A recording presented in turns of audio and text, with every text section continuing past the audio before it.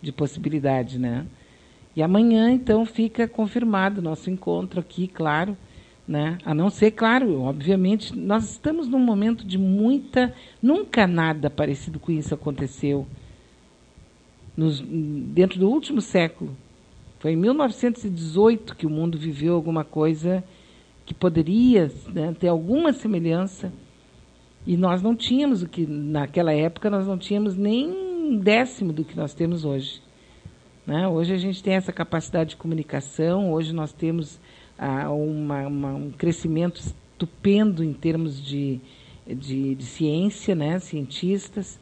Então é outro momento, é outra vibe, mas mesmo assim eu acho que dentro desse momento aqui nós vamos provar para nós mesmos que nós somos capazes de ser adultos, de não correr de medo de nada, saber enfrentar as coisas e viver harmonicamente diante, inclusive, de alguma tragédia. Não precisar transformar isso numa tragédia pessoal, né?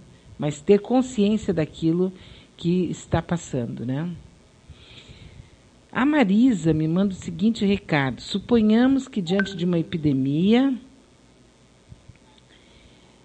coronavírus, o governo do seu país recomende que, em caso de suspeita da doença, o cidadão procure um médico e fique em casa para evitar transmiti-la. Só que esse mesmo país não possui uma lei federal que obrigue empregadores a oferecer licença saúde remunerada. Portanto, muitos funcionários precisam escolher entre trabalhar doentes ou ficar sem salário, ou até mesmo perder o emprego, já que não há também garantia de seguridade social, seguridade trabalhista. Além disso, este país também não possui um sistema público de assistência à saúde. Assim sendo, os que não podem pagar por um seguro-saúde evitam ir ao médico com medo dos altos custos de um procedimento de saúde privado. O país descrito acima é os Estados Unidos da América do Norte. E este é o coronavírus ensinando a importância de um sistema de saúde público universal. É o coronavírus ensinando sobre a necessidade dos sistemas de proteção ao trabalhador. É o coronavírus ensinando a importância do Estado como mantenedor de um pacto coletivo de cidadania. É o coronavírus ensinando que, se deixarmos a vida em sociedade a cargo da meritocracia, ninguém está seguro. É o coronavírus ensinando que não adianta você ter um ótimo plano de saúde e seguridade trabalhista se os demais habitantes da sua cidade não têm. É o coronavírus ensinando que a sociedade não pode cuidar de todos. Todos estão sob risco. Excelente texto, uma aula sobre a importância de um sistema universal de saúde e de garantias trabalhistas. Precisamos compartilhar para o maior número de pessoas. Verdade verdadeira, né? Bem isso aí mesmo. Muito bom, é o coronavírus ensinando a importância de um sistema de saúde público. Chego a me emocionar e dizer que tem alguns malditos que querem acabar com o SUS e entregar tudo para a iniciativa privada, né? E está aqui a notícia, né? O teste do Bolsonaro deu positivo. É urgente, última notícia, urgente, teste do Bolsonaro deu positivo. Tem algumas pessoas que estão duvidando, como duvidam da facada, né? Mas ontem a aparência dele já estava deixando a desejar. E a informação vem aqui pelo Ricardo. Muito obrigada, Ricardo. Teste de Bolsonaro deu positivo. Muito bem. Mas aqui, voltando, né, o que estava comentando,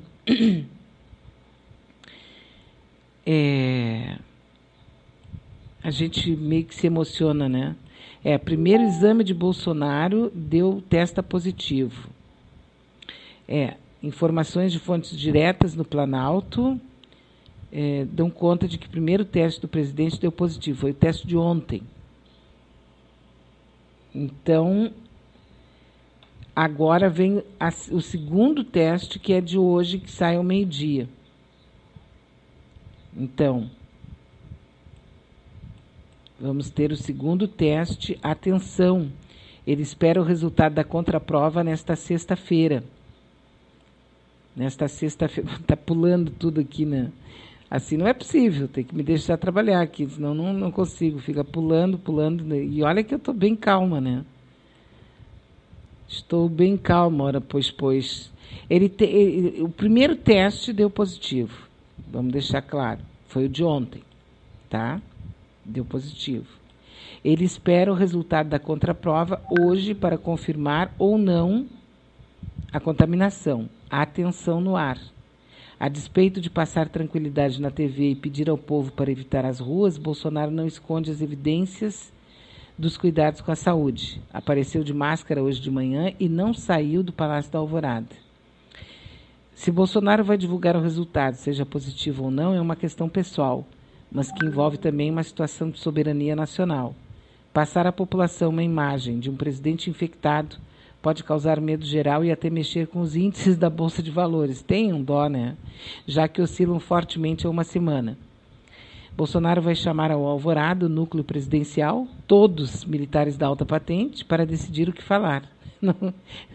Imagina o Heleno, que estava na comitiva junto com ele e junto com o secretário lá, que também deve ter transmitido para o Donald Trump, né?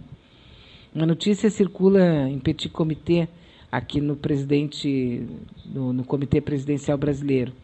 Muito se diz do constrangimento que seria se o secretário de comunicação do governo, Fábio Weingarten, com infecção confirmada, tivesse contaminado o presidente norte-americano, Donald Trump. Mas o papo lá em Brasília é outro. Toda a cúpula do governo trata com cuidado para não indicar uma verdade.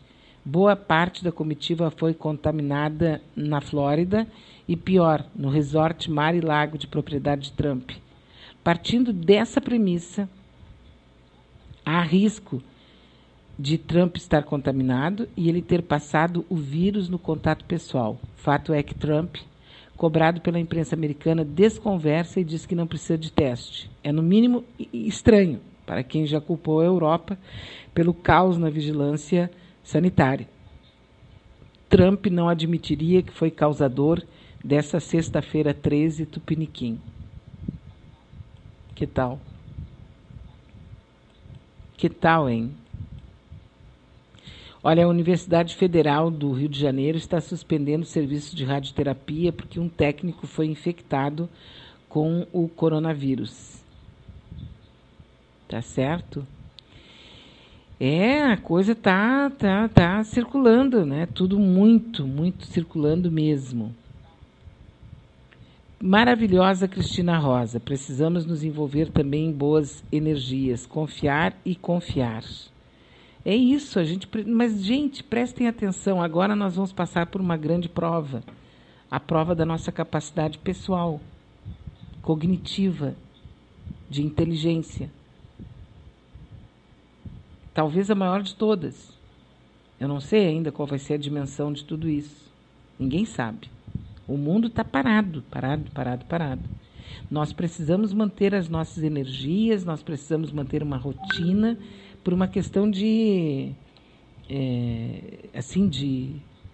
inteligência emocional. Não é inteligência intelectual, inteligência emocional. Entendeu? Quer dizer, agora nós estamos diante de uma situação que está deixando claríssimo a importância do SUS para o nosso país. É ou não é? Assim, vamos olhar pelo lado positivo, né? Nós tínhamos que olhar as coisas por esse lado. Sempre.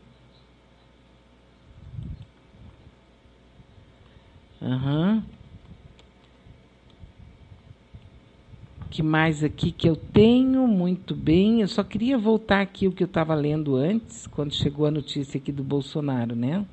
É que o resultado positivo foi o de ontem. O resultado do segundo teste vai sair agora perto do meio-dia. Mas toda a cúpula do Bolsonaro estava junto com ele naquela ida até... Imagina o Heleno, que é um senhor de 77 anos, né? Todos eles estavam lá. Desculpem. Todos eles estavam lá. Entendeu? Todos eles. Aonde foi isso, meu Deus do céu? Incidente aconteceu em Morón, na Grande Buenos Aires. Um incidente, a explosão de um tanque transformou uma cidade da Argentina em um rio de sangue e sujeira. Cerca de 500 mil litros de sangue inundaram as ruas e impediram os moradores de saírem de casa. As cenas foram registradas em Morón, no último dia 9. Moradores afirmaram ter ouvido um estrondo por volta das 3 horas da tarde. Logo depois, as cenas foram de sangue escorrendo pelas ruas. Ao menos um quarteirão inteiro ficou inundado de sangue.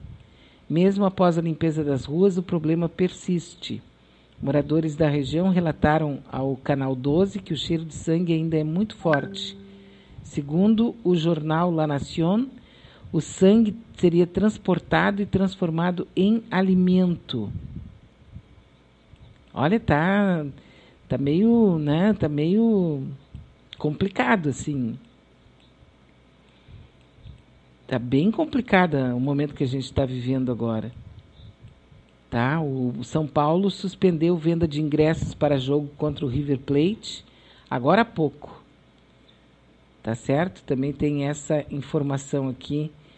O São Paulo anunciou oficialmente a suspensão da venda de ingressos para a partida contra o River Plate. Começa então a surtir efeito, né, mais estendido a situação toda que nós estamos vivendo agora, né? População deveria estar em pânico com a destruição do SUS, único capaz de enfrentar o coronavírus. Isso, verdade. Mas eu acho que agora eles vão ter que dar uma segurada nessa intenção malévola, né? Nessa intenção paspalha. Em artigo publicado esta semana, a professora titular da USP e coordenadora do doutorado em Saúde Global e Sustentabilidade da Faculdade de Saúde Pública, Deise Ventura, fez um alerta sobre como a destruição de um sistema público de saúde como o SUS pode ser perigoso em caso de epidemias como o coronavírus e outras emergências. Os planos de saúde particulares não vão fazer nada e também não podem fazer nada com a entrada do vírus no Brasil. Esses planos só serão acionados após você já estar infectado. A prevenção é responsabilidade de um sistema público bem organizado, com profissionais bem pagos, valorizados e qualificados. Como bem lembrou a postagem de Patrícia Jaime, o combate depende de um trabalho de vigilância sanitária e controle epidemiológico. Todas as manchetes sobre o coronavírus que estão alarmando as populações mundo afora fariam melhor serviço se semeassem o pânico quanto ao desmonte dos sistemas públicos de saúde e desvalorização da ciência. É isso aí, né? É bem isso aí, a gente precisa sentir, né, a força que nós estamos percebendo daquilo que é realmente importante para uma sociedade, que é um Estado forte. Eu tenho a impressão que nós vamos, depois que tudo isso refluir, que a gente já tiver passado por isso, porque tudo passa, né? Eu sei que é uma coisa meio boba de dizer e repetitiva, mas acontece que é assim que funciona. Então, daqui a 6 meses, provavelmente, ou menos do que isso, ou mais, nós vamos estar contando isso que passou e falando das nossas ansiedades, dos nossos traumas e tal, mas já passou. E aquelas pessoas que estiverem contando tudo isso, que estiverem nós, né, que estivermos falando sobre isso, nós vamos poder dar a dimensão para cada coisa. Quer dizer, quem quer um Estado fraco não é uma pessoa que mereça a nossa atenção, mereça o nosso respeito, mereça a nossa consideração. Aliás, deve ser afastada do convívio das pessoas normais. Porque não tem que ter alguma coisa faltando, entende? A pessoa pode ter alguma coisa que não funciona, para a pessoa não se dar conta do óbvio, né? No mínimo, a gente tem que pensar nisso.